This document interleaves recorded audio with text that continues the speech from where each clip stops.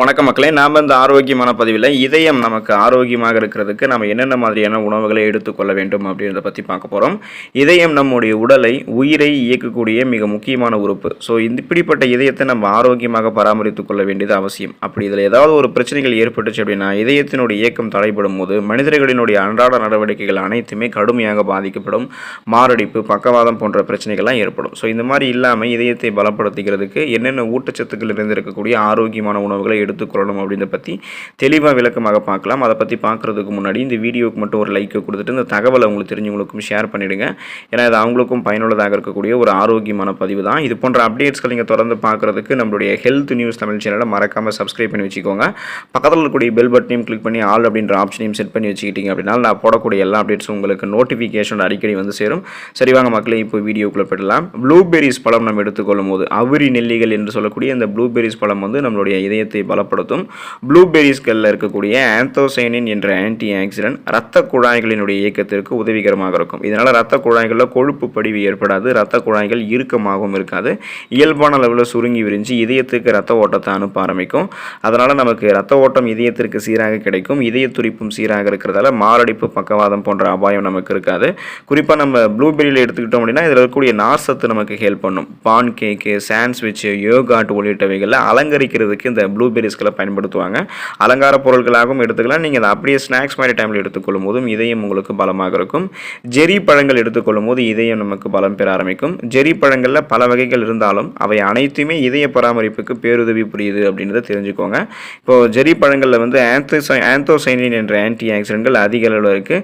இது இரத்த குழாய்களினுடைய செயல்பாட்டிற்கு உதவிகரமாக இருக்கும். கேக்கு, சேலட் உள்ளிட்டவைகளில் கூட அதிக அளவு இந்த ஜெரி பழங்களை பயன்படுத்துவாங்க. இதுவும் நமக்கு இரத்த நாளங்களை இயல்பான அளவில் செயல்பட வச்சு இதயத்தை பராமரிக்கிறதுக்கு ஹெல்ப் பண்ணும். ஸோ ரத்த ஓட்டத்தில் வந்து எந்த விதமான தடையும் இல்லாமல் இந்த ஜெரி பழங்கள் பாதுகாத்துக்கும். ஸ்டீராய்டுகளுடன் பலப்படுத்தப்பட்ட உணவுகள் நம்ம எடுத்துக்கணும். ஸோ அந்த ஸ்டீராய்டுகளோட பலப்படுத்தப்பட்ட உணவுகள் எல்லாமே நம்மளுடைய இதயத்தை பராமரிக்கும். மார்கனின்கள், சோயா பால், பாதாம் பால், ஆரஞ்சு ஜூஸ் உள்ளிட்டவைகளில் அதிகளவு கொழுப்பை கட்டுப்படுத்தக்கூடிய ஸ்டீராய்டுகள் மற்றும் ஸ்டெனால்கள் இருக்குது. ஸோ இது வந்து கெட்ட கொழுப்பினுடைய அளவை நமக்கு கட்டுப்படுத்த உதவிகரமாக இருக்கும். ஏன்னா இதயம் நமக்கு ஆரோக்கியமாக இருக்கிறதுக்கு நல்ல கொழுப்புகள் தான் வேணும், கெட்ட கொழுப்புகள் நமக்கு வேணாம். ஸோ அதனால் அந்த கெட்ட கொழுப்புகளை நமக்கு கரைத்து வெளியேற்றக்கூடிய இந்த மாதிரி உணவுகளை நம்ம எடுத்துக்கொள்ளும் போது இதயம் நமக்கு பன்மடங்கு பலம் பெற ஆரம்பிக்கும். குறைந்த கொழுப்பு கொண்ட தயிர் நம்ம எடுத்துக்கிட்டோம் அப்படின்னா நம்மளுடைய இதயம் நமக்கு பலமாக இருக்கும். பால் மற்றும் பால் பொருட்கள் எலும்புகளுக்கு நன்மை பயக்கும் அப்படின்றது நம்ம எல்லாருக்குமே தெரிஞ்ச ஒரு விஷயம் தான். ஆனால் இந்த வகையான மில்க் ப்ராடக்ட்ஸ் எல்லாமே பிபி என்று சொல்லக்கூடிய பிளட் ப்ரெஷர், அந்த ரத்த அழுத்தத்தை நமக்கு வந்து கண்ட்ரோல் பண்ணுறதுக்கு ஹெல்ப் பண்ணும். இதனால் குறைந்த கொழுப்பு கொண்ட தயிர் நம்ம எடுத்துக்கிட்டோம் அப்படின்னா அதில் இருக்கக்கூடிய அதிக அளவு கால்சியம் மற்றும் பொட்டாசியம்லாம் நமக்கு கிடைக்கும் போது பிபி ப்ராப்ளத்திலிருந்து விடுபடலாம். ஸோ பிபி ப்ராப்ளத்திலிருந்து விடுபடும் போது நமக்கு அந்த நரம்புகளில் இறுக்கம் எதுவும் இருக்காது. நரம்புகள் இயல்பான அளவில் ரத்தத்தை வந்து இதயத்துக்கு சப்ளை பண்ணுறதால மாரடைப்பு, பக்கவாதம் போன்ற இதயம் சார்ந்த பிரச்சனை எதுவுமே இருக்காது. அதனால் கொலஸ்ட்ரால் பிரச்சனையும் நமக்கு இருக்காது. இதயம் பல்மடங்கு நமக்கு பலமாக இருக்கிறதுக்கு குறைந்த கொழுப்பு கொண்ட தயிர் ஹெல்ப் பண்ணும்.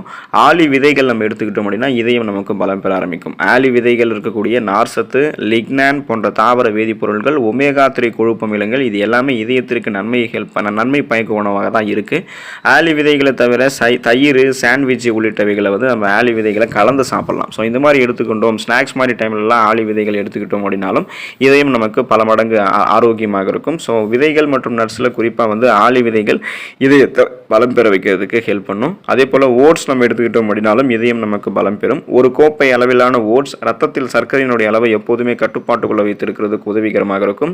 நீரிழிவு குறைபாடு உள்ளவர்களுக்கும் ஓட்ஸ் வந்து அளவுக்கு அதிகமாக நம்ம எடுத்துக்கொள்ளக்கூடாது. அவங்க வந்து என்ன பண்ணலாம் அப்படின்னா அதிக அளவிற்கு எடுத்துக்கொள்ளலாம் அப்படின்ட்டு தான் குறிப்பிட்றாங்க. ஸோ குறிப்பாக வந்து பார்த்தோம் அப்படின்னா நம்மளுடைய உணவுகளில் நார் சத்து, கெட்ட கொழுப்பினுடைய அளவை கட்டுப்படுத்துறதுக்கெல்லாம் அந்த ஓட்ஸ் வந்து ஹெல்ப் பண்ணும். இதனால் இதயத்தை திறம்பட செயலாற்றுவதற்கு ஓட்ஸ் ஹெல்ப் பண்ணும். ஸோ கேக் உள்ளிட்டவைகளில் வந்து மாவுக்கு பதிலாக ஓட்ஸ் எல்லாம் பயன்படுத்தும் போது நமக்கு நல்ல பலன் கிடைக்கும். ஓட்ஸ் வந்து இதயத்தை பராமரிக்கும். பார்லி என்று சொல்லக்கூடிய வார் கோதுமை நம்ம எடுத்துக்கொள்ளும் போது இதயம் நமக்கு பலம் பெறும். அரிசி வகைகளில் ஒரு வகை தான் பார்லே. அதாவது பார்லியில் இருக்கக்கூடிய நார்சத்து ரத்தத்தில் கொழுப்பினுடைய அளவை கட்டுப்படுத்துவது, சர்க்கரையினுடைய அளவை கட்டுக்குள்ள வைக்குது. பிபி ப்ராப்ளம், சுகர் ப்ராப்ளம் எல்லாமே நமக்கு கண்ட்ரோலாக இருக்கும். கொலஸ்ட்ரால் ப்ராப்ளம் எல்லாம் நமக்கு கண்ட்ரோலாக இருக்கிறதா நம்ம பிரேக்ஃபாஸ்ட்டில் வந்து பார்லி எல்லாம் சேர்த்துக்கிட்டோம் முடியும். இதயம் நமக்கு பன்மடங்கு பலமாக இருக்கும். ஸோ வார்கோதுமை என்று சொல்லக்கூடிய இந்த பார்லி வந்து இதயத்தை பலப்படுத்தும். ஸ்விஸ் சாட் நம்ம எடுத்துக்கிட்டோம் அப்படின்னா இதயம் நமக்கு பலம் பெறும். ஸ்விஸ் சாட் எனப்படக்கூடிய கீரைகளில் அதிக அளவு பொட்டாசியம், மெக்னீசியம் இருக்குது. இது பிபி என்று சொல்லக்கூடிய பிளட் ப்ரெஷர், அந்த ரத்த அழுத்தத்தை சீராக்குவதில் பெரும் பங்கு வகிக்குது. இதில் இருக்கக்கூடிய நார்சத்து, விட்டமின் ஏ, லூடின், ஜியாக்சாந்தின் உள்ளிட்ட ஆன்டி ஆக்சிடென்ட்களாக இருக்குது. ஸோ மீன் உள்ளிட்ட இறைச்சி உணவுகளில் கூட இது அதிக அளவு பயன்படுத்துவாங்க சேலட் மாதிரி. ஆலிவ் எண்ணெயில் நம்ம இந்த ஸ்விட் சாட்டை பொரிச்சு நம்ம எடுத்துக்கிட்டோம் அப்படின்னா சேலட் மாதிரி தயாரிக்கும் போது இது நமக்கு ரொம்ப ரொம்ப ஹெல்ப் பண்ணும். ஸோ இது வந்து இதயத்தை பலப்படுத்தும், கொலஸ்ட்ரால் பிரச்சனைலாம் விடுபட வைக்கும். ஆரஞ்சு பழங்கள் நம்ம எடுத்துக்கொள்ளும் போது இதயம் நமக்கு பலம் பெற ஆரம்பிக்கும். தித்திப்பான ஆரஞ்சு பழங்களில் கொழுப்பை, அதாவது இந்த கொலஸ்ட்ராலை கண்ட்ரோல்படுத்தக்கூடிய பெக்டின் அப்படின்ற அந்த கரையக்கூடிய நார்சத்து அதிகம் இருக்குது. அந்த ஆரஞ்சு பழங்கள் இருக்கக்கூடிய பொட்டாசியம், பிபி என்று சொல்லக்கூடிய பிளட் ப்ரெஷர், அந்த ரத்த அழுத்தத்தை நமக்கு கட்டுப்படுத்துது. நாளொன்றுக்கு 2 கிளாஸ் ஆரஞ்சு ஜூஸ் நம்ம எடுத்துக்கிட்டோம் அப்படின்னா ரத்த குழாய்களினுடைய செயல்பாட்டை நம்ம துரிதப்படுத்திக்கலாம். ஒரு ஆரஞ்சு பழத்தில் 62 கலோரிகளும் 3 கிராம் நார் சத்தும் இருக்குது. ஸோ ஆரஞ்சு பழம் நம்ம தொடர்ந்து எடுத்துக்கொள்ளும் போது அந்த சீசனில் அளவோடு எடுத்துக்கிட்டோம் அப்படின்னா நம்மளுடைய இதயம் நமக்கு பன்மடங்கு பலம் பெற ஆரம்பிக்கும். குறிப்பாக இனிப்பு உருளைக்கிழங்கு என்று சொல்லக்கூடிய சர்க்கரை விளைக்கிழங்கு எடுத்துக்கொள்ளும் போது இதயம் நமக்கு பலம் பெற ஆரம்பிக்கும். மற்ற உருளைக்கிழங்கை நம்ம கம்பேர் பண்ணும்போது இந்த இனிப்பு உருளைக்கிழங்குல குறைந்த அளவு கிளைசமிக் வந்து இருக்குது. இதன் காரணமாக இது ரத்தத்தில் சர்க்கரையினுடைய அளவை அதிகரிக்கிறத விடுறது கிடையாது, கண்ட்ரோல் பண்ணிடும். நார் சத்துக்கள், விட்டமின் ஏ, லைகோபின் உள்ளிட்டவைகள்லாம் நமக்கு இந்த சர்க்கரை விளைக்கிழங்குல இருக்குது. இனிப்பு பிரியர்கள்லாம் இந்த வகை உருளைக்கிழங்கோட ஏலக்காய், சிறிதளவு லெமன் ஜூஸ் எல்லாம் சேர்த்து எடுத்துக்கொள்ளும் போது இனிப்பு உருளைக்கிழங்கு நம்மளுடைய இதயத்தை பல மடங்கு பாதுகாக்கும். கொலஸ்ட்ரால் பிரச்சனைகள் நமக்கு அதில் வந்து விடுதலை பெற வச்சிரும். டோஃபு எடுத்துக்கொண்டோம் அப்படின்னா நமக்கு இதயம் பலம் பெற ஆரம்பிக்கும். சோயா பீன்ஸ்களை நன்றாக மசித்து தயாரிக்கப்படுறது தான் டோஃபு. இதில் அதிக அளவு சோயா புரதங்கள் இருக்குது. அது மட்டும் இல்லாமல் மினரல்ஸ்கள், நார்சத்து, பாலிசாச்சுரேட்டட் கொழுப்புகள் உள்ளிட்டவைகள்லாம் இருக்குது. வெளிநாட்டு ரெஸ்டாரண்ட்டுகளில் சாஸ் உள்ளிட்டவைகளில் அதிகமாக டோஃபு வந்து பயன்படுத்தப்படுகிறது. டோஃபுவை சின்ன சின்ன பீஸாக நறுக்கி அதை எண்ணெயில் வறுத்து பரிமாறினோம் அப்படின்னா அதை அனைவருமே விரும்பி சாப்பிடுவாங்க. அந்த அளவுக்கு டேஸ்ட்டாக இருக்கும். புரதம் அதிகம் இந்த டோஃபில் இருக்கிறதால இது ஜூஸ் மாதிரி நம்ம எடுத்துக்கலாம். ஸோ டோஃபு எடுத்துக்கொள்ளும் போது நம்மளுடைய இதயம் பலம் பெற ஆரம்பிக்கும். பச்சை சோயா பீன்ஸ் இதயத்தை பலப்படுத்தும். வெளிநாடுகள் இருக்கக்கூடிய ரெஸ்டாரண்ட்டுகளில் வந்து பார்த்தோம் அப்படின்னா பசி உணர்வை ஏற்படுத்தக்கூடிய உணவுப் பொருட்களாக இந்த பச்சை சோயா பீன்ஸ் இருக்குது. சோயா பீன்ஸுக்கு வந்து நம்ம எடுத்துக்கிட்டோம் அப்படின்னா இதில் 1 கப் சோயா பீன்ஸ் நம்ம எடுத்துக்கொள்ளும் போது கொழுப்பினுடைய அளவு கண்ட்ரோல் ஆகும். 8 கிராம் நார் சத்து இருக்குது. இந்த நார் சத்துக்கள் இதய செயல்பாட்டிற்கு ரொம்ப ரொம்ப துணை புரிகிறதாக மருத்துவ நிபுணர்கள் தங்களுடைய ஆய்வுகளில் குறிப்பிடுறாங்க.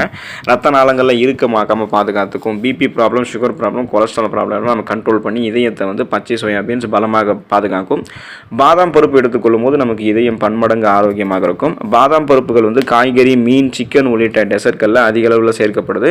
இதில் தாவரங்களினுடைய ஸ்டீரால்கள், நார் சத்து, இதயத்திற்கு இதமளிக்கக்கூடிய கொழுப்புகள்லாம் அதிக அளவில் இருக்குது. பாதாம் பருப்பு உடலில் இருக்கக்கூடிய கெட்ட கொலஸ்ட்ரால்களை நமக்கு ரிமூவ் பண்ணுறதுக்கு ஹெல்ப் பண்ணும். நாள் ஒன்றுக்கு ஒரு கைப்பிடி அளவு பாதாம் பருப்பு எடுத்துக்கிட்டோம் அப்படின்னா அந்த நாளை நம்ம இனிய நாளாக மாற்றுவதற்கு பாதாம் பருப்பு ஹெல்ப் பண்ணும். ஏன்னா பாதாம் பருப்பில் இருக்கக்கூடிய கொழுப்பு சத்துக்கள் வந்து நல்ல கொழுப்பு சத்துக்கள். இதயம் ஆரோக்கியமாக இருக்கிறதுக்கு நல்ல கொழுப்பு சத்துக்கள் தான் வேணும், கெட்ட கொழுப்பு சத்துக்கள் தேவைப்படாது. பாதாம் பருப்பு எடுத்துக்கொள்ளும் போது ரத்த நாளங்களில் படிந்திருக்கக்கூடிய கெட்ட கொழுப்புகள் அது வந்து வெளியேற்றப்பட்டு இயல்பான அளவில் ரத்த நாளங்கள் சுருங்கி விரிஞ்சு இதயத்துக்கு ரத்த ஓட்டத்தை அளிக்கும். இதனால் மாரடைப்பு, பக்கவாதம் போன்ற பிரச்சனைகள் வந்து நம்ம விடுபட்டுறலாம். அக்ரூட் பருப்புகள் நம்ம எடுத்துக்கொள்ளும் போது இதயம் நமக்கு பலம் பெற ஆரம்பிக்கும்.